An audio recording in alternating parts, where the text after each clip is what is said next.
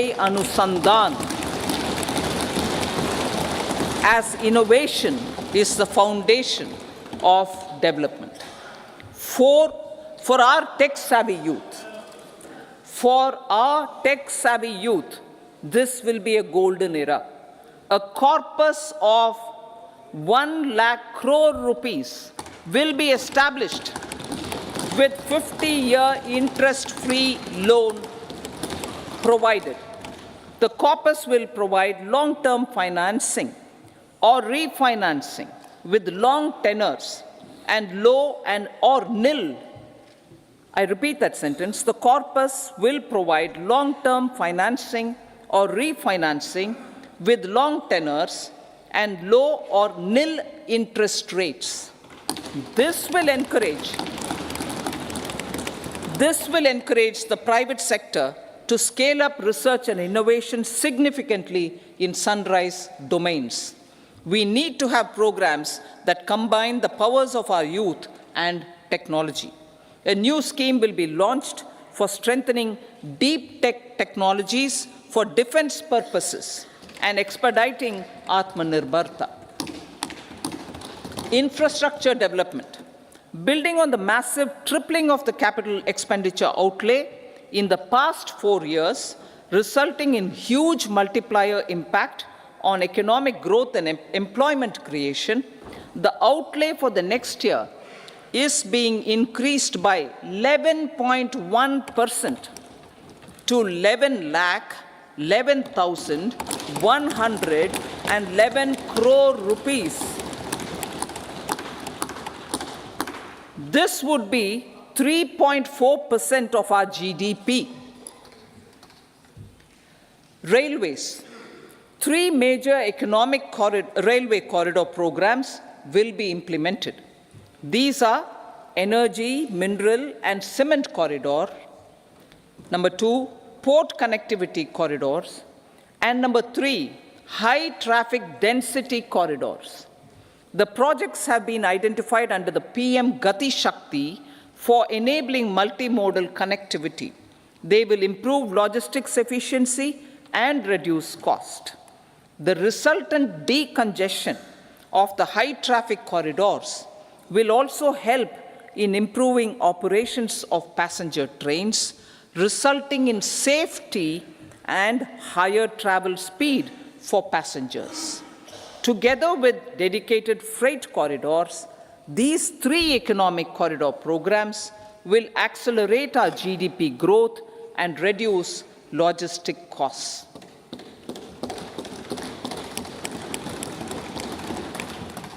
40,000 normal rail bogies will be converted to Vande Bharat standards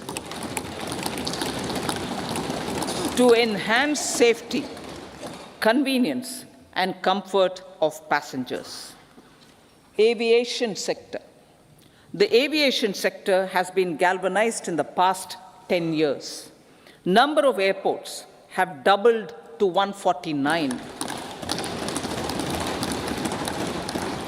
Rollout of air connectivity to Tier 2 and Tier 3 cities under UDAN scheme has been widespread. 517 new routes are carrying 1.3 crore passengers. Indian carriers have proactively placed orders for over 1,000 new aircrafts. Expansion of existing airports and development of new airports will continue expeditiously. Metro and Namo Bharat. We have a fast expanding middle class and rapid urbanization is taking place. Metro rail and Namo Bharat can be the catalyst for the required urban transformation. Expansion of these systems will be supported in large cities, focusing on transit-oriented development. Green energy. Towards meeting our commitment for net zero by 2070, the following measures will be taken. Viability gap funding will be provided for harnessing offshore wind energy potential for initial capacity of 1 gigawatt. Coal gasification and liquefaction capacity of 100 metric tons will be set up by 2030. This will also help in reducing imports of natural gas, methanol, and ammonia. Phased mandatory blending of compressed biogas in compressed natural gas for transport and piped natural gas for domestic purposes will be mandated. Financial assistance will be provided for procurement of biomass aggregation machinery to support collection. Electric vehicle ecosystem. Our government will expand this and strengthen the e-vehicle ecosystem by supporting manufacturing and charging infrastructure. Greater adoption of e-buses for public transport networks will be encouraged through payment security mechanism. Biomanufacturing and biofoundry. For promoting green growth, a new scheme of biomanufacturing and biofoundry will be launched. This will provide environment-friendly alternatives such as biodegradable polymers, bioplastics, biopharmaceuticals, and bioagri-inputs. This scheme will also help in transforming today's consumptive manufacturing paradigm to the one based on regenerative principles. Blue Economy 2.0. For promoting climate resilient activities for Blue Economy 2.0, a scheme for restoration and adaptation measures and coastal aquaculture and mariculture with integrated and multi-sectoral approach will be launched. Comprehensive development of tourist centers. The success of organizing G20 meetings in 60 places presented diversity of India to global audience. Our economic strength has made the country an attractive destination for business and conference tourism. Our middle class also now aspires to travel and explore. Tourism, including spiritual tourism, has tremendous opportunities for local entrepreneurship.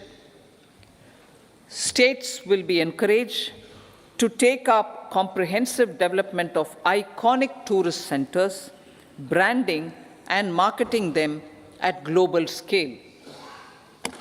A framework for rating of the centers based on quality of facilities and services will be established. Long-term interest-free loans will be provided to states for financing such development on matching basis. To address the emerging fervor for domestic tourism, Honorable Speaker, sir, projects for port connectivity, tourism infrastructure, and amenities will be taken up on our islands, including Lakshadweep. This will help in generating employment also. Promoting investments. The FDI inflow during 2014 to 23 was $596 billion, marking a golden era. That is twice the inflow during 2005 to 14. For encouraging sustained foreign investment, we are negotiating bilateral investment treaties with our foreign partners in the spirit of First Develop India. FDI is First Develop India. Reforms in the states for Vikasit Bharat. Many growth and development enabling reforms are needed in the states for realizing the vision of Vikasit Bharat. A provision of 75,000 crore rupees as 50-year interest-free loan is proposed this year to support those milestone-linked reforms by the state governments. Societal changes. the government will form a high-powered committee for an extensive consideration of the challenges arising from fast population growth and demographic changes. The committee will be mandated to make recommendations for addressing these challenges comprehensively in relation to the goal of Vikasit Bharat. Amrit Kal as Kartavya Kal. Our government stands committed to strengthening and expanding the economy with high growth and to create conditions for people to realize their aspirations. Honorable Prime Minister, in his Independence Day address to the nation in the 75th year of our Republic, said, and I quote, "We commit ourselves to national development with new inspirations, new consciousness, new resolutions as the country opens up immense possibilities and opportunities. It is our Kartavya Kal." Unquote. Every challenge of the pre-2014 era was overcome through our economic management and our governance. These have placed the country on a resolute path of sustained high growth. This has been possible through right policies, true intentions, and appropriate decisions. In the full budget in July, Honorable Speaker, our government will present a detailed roadmap for our pursuit of Vikasit Bharat.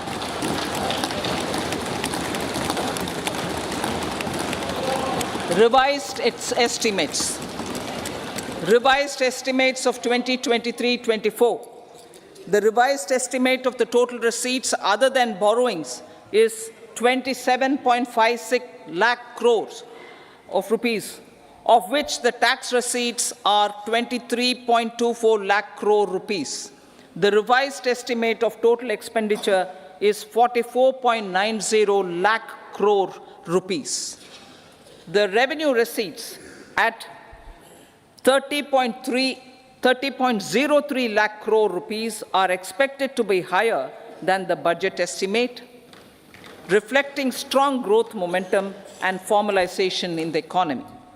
The revised estimate of the fiscal deficit is 5.8% of GDP, improving on the budget estimate, notwithstanding moderation in the nominal growth estimates. Budget estimates for 2024-25. Coming to the year 2024-25, the total receipts other than borrowings and total expenditure are estimated at 30.80 and 47.66 lakh crore rupees respectively. The tax receipts are estimated at 26.02 lakh crore rupees. The scheme of 50-year interest-free loan for capital expenditure to states will be continued this year with an outlay of 1.3 lakh crore rupees. We continue on the path of fiscal consolidation, as announced in my budget speech of 2021-22, to reduce fiscal deficit below 4.5% by 25-26. The fiscal deficit in 2024-25 is estimated to be 5.1% of GDP, adhering to that path. So the gross and net market borrowings through dated securities during 24-25 are estimated at 14.13 lakh crore rupees and 11.75 lakh crore respectively.